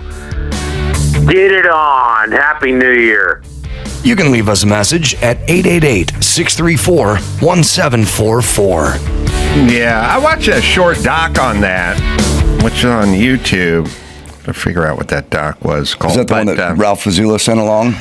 I don't know if it was that one. It was over the holiday break, but the firefighters didn't do that much. They hung out day 2 and everything just basically burned, and they hung in and they blamed the fire hydrants. Yeah. They did a shitty job. Anyway, heroes though. Everyone's a hero. All right, what do you got? All right, well, over the weekend, a major military campaign under the cover of night, the arrest of Venezuelan President Nicolas Maduro and his wife. Well, world leaders are not happy about it, dude. They're not happy. Nope, they're griping. Did it? Yeah. Yep. They're deeply alarmed. Leaders from Russia, Iran, China, and Colombia among the nations lining up Saturday to demand the Trump administration release Maduro and First Lady Cecilia Flores. Let me ask this in terms of Middle Eastern demands. What's your batting average? You know, like Iran demands this and demands that, and everyone goes, oh, fuck you. But by the way, in the circling back to the no more defund the police and community policing and safe injections, I just fucking force. Consequence. You can talk to Iran for 30 years about their nuclear program and sanctions and beg them to stop and have inspectors, or you can take a couple of bunker buster fucking Moabs and drop it up their ass and blow their fucking enrichment plants up, and then you can turn the page and move on. Correct. Or you can talk about it for another 30 years while they enrich uranium and get ever closer to the bomb. Right. So I want to live in a world where we can send our diplomats over to Tehran and they can talk to their folks and we can break some bread and we can make a deal. But I also want a deal where I can tell Somalis, hey, do not collect welfare or child support that you don't need, okay? I want that world too, except for that world doesn't exist. Yeah. Here's the statement from the Russian Foreign Ministry. In view of the confirmed reports about Venezuelan President Nicolas Maduro and his spouse being in the United States, we strongly urge the U.S. leadership to reconsider their position and release the legitimately elected president of a sovereign country and his spouse. Meanwhile, in Venezuela, they're parading through the streets, celebrating. They're so happy. Now, the Democrats are great, too, with this stuff, because it's all in. You know what I was thinking about the other day? As I was, going on my third avocado in a day and a half, I thought, remember when the Democrats were explaining we weren't going to have avocados? That's right. What happened to avocados? What happened? Remember when if Trump move the embassy from Tel Aviv to Jerusalem, that the Big's going to start the war. Middle East was going to be on fire. Yep. All they do is pronounce shit. Mandami's talking about how New Yorkers are in danger now because they took the guy from Venezuela. It never happens. It happens as much as can't get it to Tecate. Hey, has anyone ever get their hands on an avocado? I know a guy. He's got a van. He sold me one for $128. It was a little old, but and he sold me a Tecate beer, 6-pack, $71. Or did none of this ever happen? Mm-hmm. No, none of it ever happened. Speaking of By the way, and none of it ever does happen. No, it doesn't. You bomb Iran, we're going to start World War III or nothing. I want to know where all of the dead children are because of Doge. Where are all the dead children? That's what I was yelling about. They're going to be what? Beginning. There were 50,000, 100,000 dead kids. They're in mass graves somewhere, Dawson. In avocado news, just real quick. I planted an avocado tree in my house, two avocado trees in 2018. Uh-huh. I got my first avocado over the weekend. One. Nice. And it's big. It's bigger than my fist. It's a big avocado. Chuck Schumer will give you $1,200 for it. Because Chuck told me we were not going to have access to avocados. It took freaking 7 years to get one avocado. You know the funny thing about all the Democratic scare shit is I just, every once in a while, I'm just cutting an avocado and we go, or whatever I'm doing, going, what happened? Yeah. And now the answer and nobody ever says anything about it. I know the answer. We never go back. The answer is nothing. Whatever it is you said was going to happen never happens. So, pardon me if I don't believe you. Well, let's move on to the Somali fraud regarding daycare centers. And this story we're going to get into simply because it's from NPR. And I'm just going to read the headline and then we will dissect the audio from the interview and the story itself. But here's the headline. Right-wing influencers' fraud claims leads to threats for Somali daycare owners. Yeah, so here's an interesting thing. So no one cares about NPR and no one's going to listen. Remember, I did an interview with NPR 10 years ago. They never aired it. So this whole truth is for all or transparency shit, they're all full of shit over there. No one should listen to them. No one should listen to any mainstream media anymore because they're biased. But I will explain what has gone on. What has happened to these esteemed news organizations. Now, NPR is going to do what NPR is going to do. What they don't realize is nobody cares anymore. No one's listening. True. Except for a handful of their fucking except idiots. for them, but they're in their own echo chamber. Right. But and I think we have this clip, and I'll tie it into your NPR thing here, which is actually Barry Weiss sent it to me over the weekend. And she wants me to write an article for the Free Press or whatever, column, something. Anyway, well, her and I are friendly, and so she sent me this. And I'd already torn it apart on Twitter before she sent it to me, so I felt bad. But, all right, so this is the new, and look, I love Barry Weiss. And this is, or as Mike August would call, Barry Weiss. And then when I explain to him it's Barry Weiss when we're going to the event, he goes, what's the difference? And then I go, well, one is Barry and one is Barry. Yeah, but and then to be fair, but who cares? He met her at a Dokken concert. That's right. I love the Dokken. I go, well, she's probably going to care, Mike. But anyway, there is a path here. You can just pronounce it correctly. Yeah. Like I do. Yeah. And then we can move on. But there's a way to do that with the calendar and the dates and the live shows, too. But I guess that's not going to happen. But anyway, Barry Weiss sent me this. And then I'll explain what's going on. So I'll play you this. This is the new anchor for CBS Evening News. Okay. A lot has changed since the first person sat in this chair. But for me, the biggest difference is people do not trust us like they used to. Correct. And it's not just us. It's all of legacy media. Correct. And I get it. I get it because I've been hearing about it from just about everybody for more than 20 years as I've traveled America on this assignment or that. My mom's neighbors in West Virginia, my own neighbors in New York City, thousands and thousands of conversations in between. Sometimes people want to talk to me about our coverage of NAFTA or the Iraq War. Other times it's all about Hillary Clinton's emails or Russiagate. Or more recently, COVID lockdowns, Hunter Biden's laptop, or the president's fitness for office. All right, pause. All right. That's all stuff you lied about, but you all lied about it. But, yes. But I will explain what the problem is. Because these people, here's what they do. It's funny. In their attempt to claw back some legitimacy, they lie again. Yes. And what I need to hear is a mea culpa and explain to me what you did and what happened, and now we need to move on. But listen to, okay, so he goes, Hunter Biden's laptop, the president's fitness, COVID. All shit they all lied about. 100%. Okay, now we can't say we lied. We're a news organization. So they do this thing where we got a few things wrong. Okay, you got a few things wrong. This is my... Every time you go to the corner store, you give them $20, you get short change for a bottle of Gatorade. And then you say to the guy, I gave you, the Gatorade's $5, I gave you 20, it gave me $10 back, I should have 15. And he goes, oh, the cash register's broken.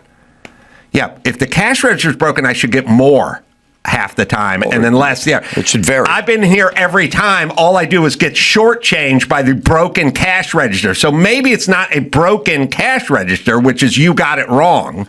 Maybe it's you're lying. Maybe it's working the way that you have intended it all along. So he's going to explain to us with all these stories what happened. Hunter Biden's laptop or the president's fitness for office. The point is, on too many stories, the press has missed the story because we've taken into account the perspective of advocates and not the average American. All right, pause there. All right, that's fine. You didn't miss the story. You lied about the story. And yes, you did listen to advocates. By the way, you're not supposed to listen to advocates. You're supposed to go do the research and crunch the numbers, not listen to people who work for this organization or that organization who have an agenda. Without fear or favor. Yeah, you're going to go talk to the person who runs a Somali daycare, or you're going to do some journalism? No. Okay, here we go. Advocates and not the average American. Or we put too much weight in the analysis. You don't need to talk to the average American either. You're a news organization. Does COVID kill healthy kids? No. Okay, we got our answer. Yeah, you don't have to talk to the average American to get that. You don't need to talk to the average American. You don't need to talk to advocates. But keep going. Analysis of academics or elites, and not enough on you. And I know this because at certain points, go back a second. Sorry, I have been you. Or we put too much weight in the analysis of academics or elites, and not enough on you. And I know this because at certain points, I have been you. I have felt this way too. All right, hold on. I don't know what he's talking about. What I was seeing. Hold on. He doesn't need to talk to us about anything COVID. Hunter Biden's laptop, does it exist? I don't know. Go interview the guy from the MacBook store and go talk to the FBI and see if they have it, and go fucking pull some records and go talk to Giuliani or whoever. Tony Bobulinski. Go talk to Tony Bobulinski. Go do some fucking work. Yeah. Don't talk to me. Let's go do some journalisming. Would you fucking please? Not relying on academics. Yeah, academics that are dyed-in-the-wool Democrats. Instead of focusing on, we don't need to know what they are saying in Duluth. Just go. That's not the news. Get the story. It's a laptop. Does it exist or doesn't exist? You can start with the guy who owns the Mac store. Then you can go to Bobulinski. Then you can see if Giuliani has has the files, and then you can take them and vet them, which is easily done. And you can find out that the FBI had the thing for a year. Okay, go ahead. You. And I know this because at certain points, I have been you. I have felt this way too. Okay, we're all. I felt like what I was seeing and hearing on the news didn't reflect what I was seeing and hearing in my own life, and that the most urgent questions simply weren't being asked. So here's my promise to you today and every time you see me in this chair. You come first, not advertisers, not politicians, not corporate interests. And yes, that does include the corporate owners of CBS. All right. Bullshit. This news is brought to you by GlaxoSmithKline every other fucking day, you liar. All right, listen. It's not relying. Here's what fucked up corporate news and all mainstream media. NPR includes all of it, all of it. Just listen to me, everyone. I'm telling you what happened. It's not, yes, there's money, there's pharmaceutical companies, and there's pressure, and there's whatever else, and relying on experts. It's not you relying and listening to academia, nothing. Here, let me explain to you what exactly happened. News outlets were a sausage fest 30 years ago. 75 years ago, it was all dudes. There was one woman in the building. She was working as a receptionist, right? And it was just all dudes, right? And then we decided we needed more women and more women and more women. More women everywhere, by the way, making all the decisions, running the daycare centers, mayor of Los Angeles, in the newsrooms. The newsroom on most of these places went probably, in 2000, was probably 9% women or 13% women. It went to like 57% women. It did what college campuses did. It did what everything did. College students and graduate degrees and stuff like that. It's now majority women. Correct. Okay. And so these newsrooms got filled with women. Women in these newsrooms, well, they hate Trump. Okay. Now you go, okay, your newsroom is filled with a bunch of women who hate Trump. Ladies, what you're going to have to do is separate your feelings for Trump in order to be a professional journalist. Well, you know what? We can't do that. We can't. Just like, as I've said, take a mom. Hey, mom, your mom, that's right. You love your 13-year-old son? You have more than anything in life. He's a champion Little League pitcher. Okay. Well, the umpire got sick today, and we're going to need you to call balls and strikes behind the plate. Yeah. Good luck, Mom. Mm-hmm. Good luck. He's going to fucking bounce his first pitch to home plate, and she's going to yell strike because she can't stop. Right. Because she's a mom first and an umpire second. And all those bitches who now got fired from all their Ivy League schools when they got pulled up in front of Congress, when they got prodded and poked at by the female Republican, they were women first, not presidents of Harvard, and presidents of Brown, and presidents of Yale. They were women, and they were like, fuck you, fuck you, because they were women first. Women are women first. Guys can separate. Now, compartmentalize. You could have me call balls and strikes if my son was pitching, and I would do a good job. As a matter of fact, I would overcompensate a little bit, probably be a little tough runner. Yeah. My ex-wife couldn't do that because Sonny's up there, and she loves her boy. You see? So now you take all these women and you put them in the news organization, right? All right, let's have our Monday morning meeting. Shall we cover Hunter Biden's laptop? No, we should not. Why not? It's a news story. It hurts our guy. Right. And we hate the other guy. Right. All right, I have an alternative story. What is that? I have an unknown source, an unidentified source that says that Donald Trump was seen pissing on the tomb of the unknown soldier. All right, let's go with that one. You sure you don't want to go with the Hunter Biden lap? No. We can't confirm. Right. Leslie Stahl has been at CBS for 150 years. And she sits there in front of Trump, and Trump starts talking about the laptop. And sir. What's she doing? Minutes. What's she doing at that point? She's no longer journalism. She's a woman. Yeah. Now, a journalist would have went, you know what a journalist would have went? He'd go, what about the Hunter Biden laptop? You missed that, sir. Well, you know what? Inform me. Educate me. Go ahead, President of the United States. Tell me about Hunter Biden's laptop. So what do you know? Have you seen it? Okay. Sir. That's all the woman stuff.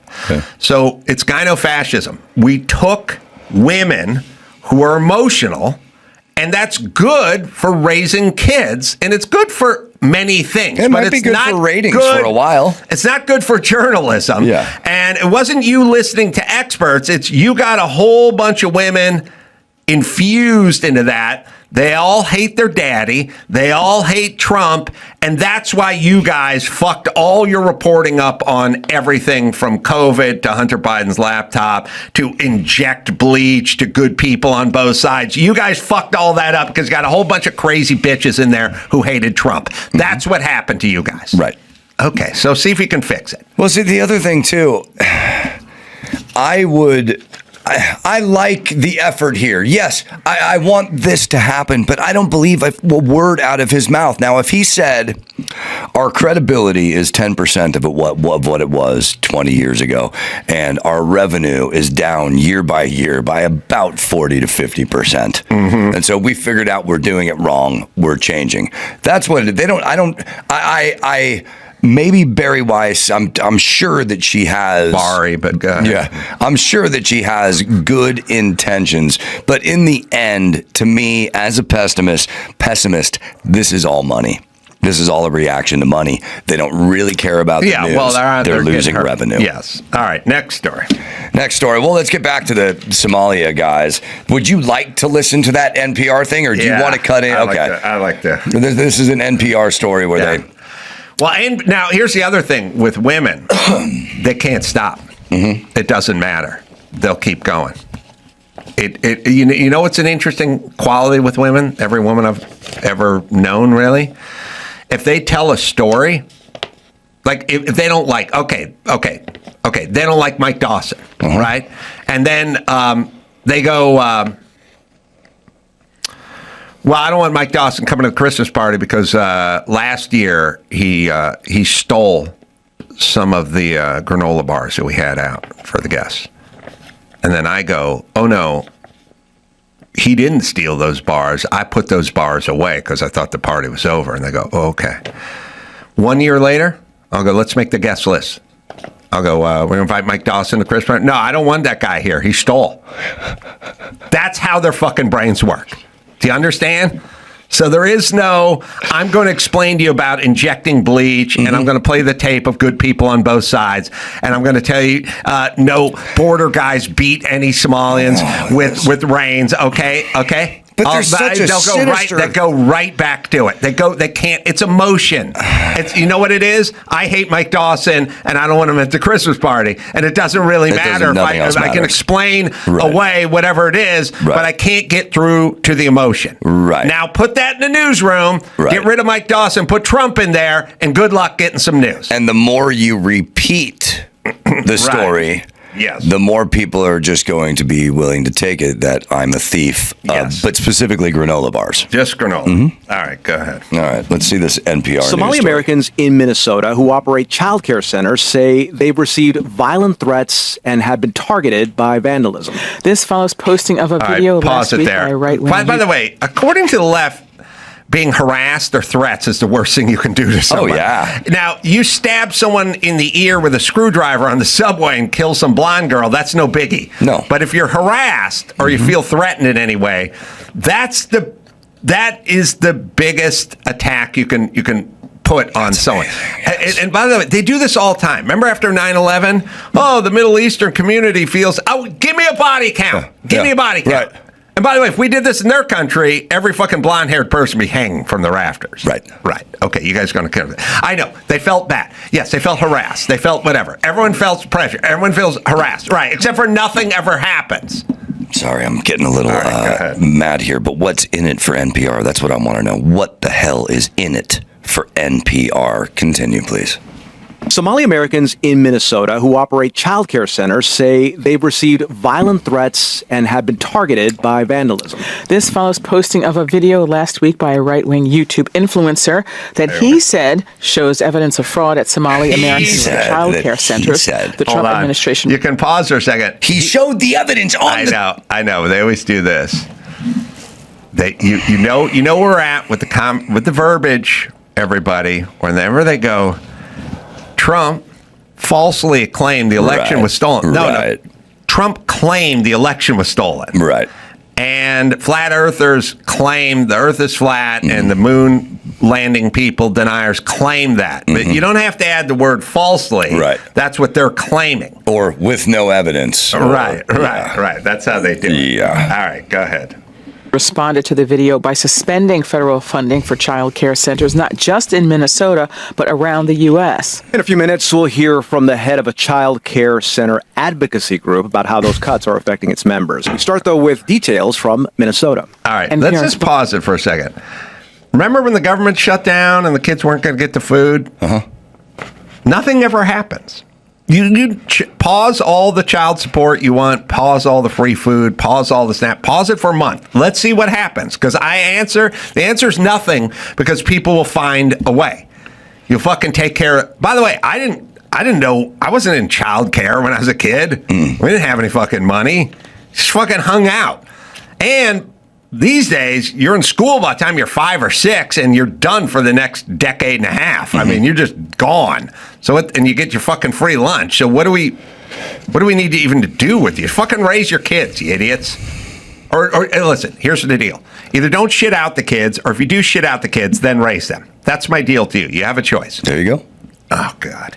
All right, is this thing done? Well, we could get into I think everyone's kind of seen it, and the idea that we're putting out there is out there. This is not.